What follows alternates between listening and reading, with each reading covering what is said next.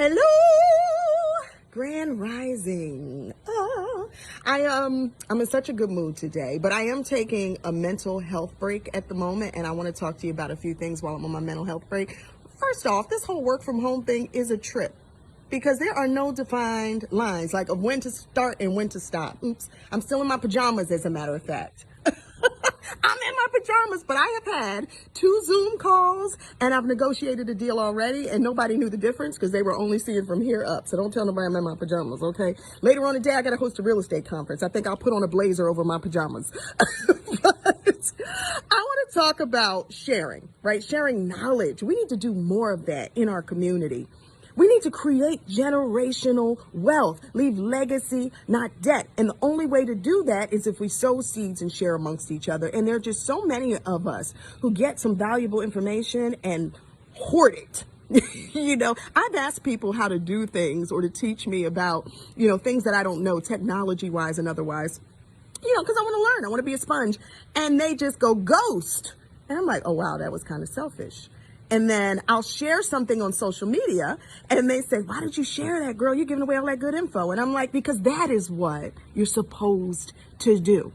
So in that spirit, I want to just put a button on a few things that you guys have been asking me about. Some of you have been on the journey as I've helped Kendall buy her first investment property. And some of the questions and comments were how?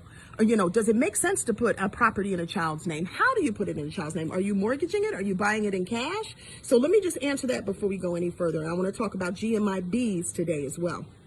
So while you can put a property in a child's name, I don't think it's necessarily smart to do it that way. And here's why. A child cannot transfer title. You have to be 18 years or older to transfer title. So imagine you purchase a house, like for Kendall, she just turned 9. Purchase a house for her, and then something happens and I have to sell it in 3 years. Well, it's in her name. She can't transfer title. I gotta wait till she's 18. We're stuck. Do you see what I'm saying?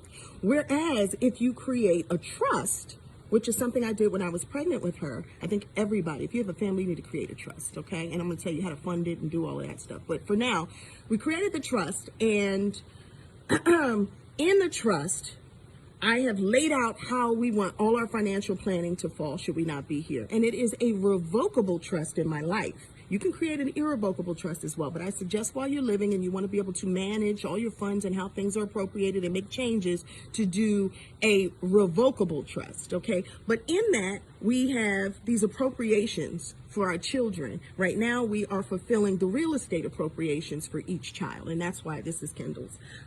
But the benefit also of putting it in a trust is I still control it while I'm alive. Yeah. So that's what you want to do, especially when it comes to your kids.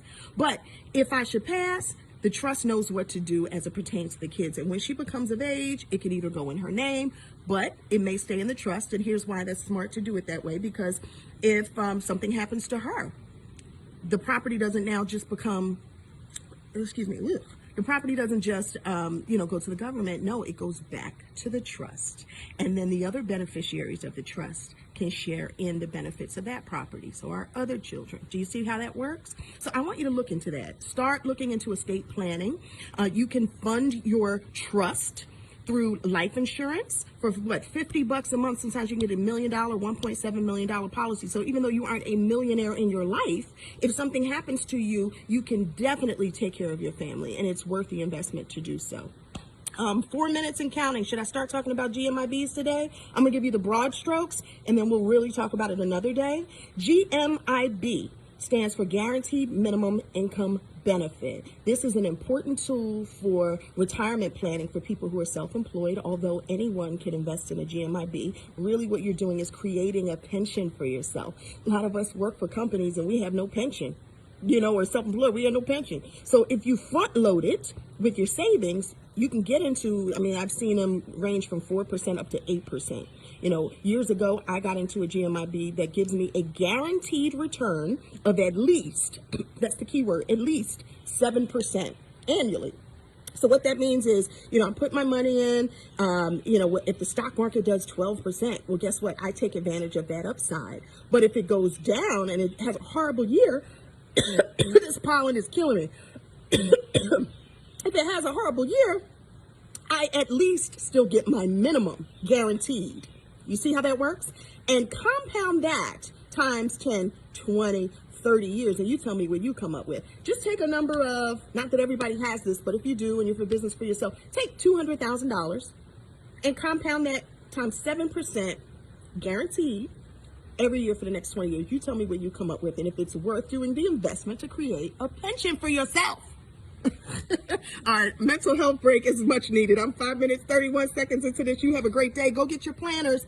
Ignite Joy. That's my 90-day alignment planner. Did you get it yet?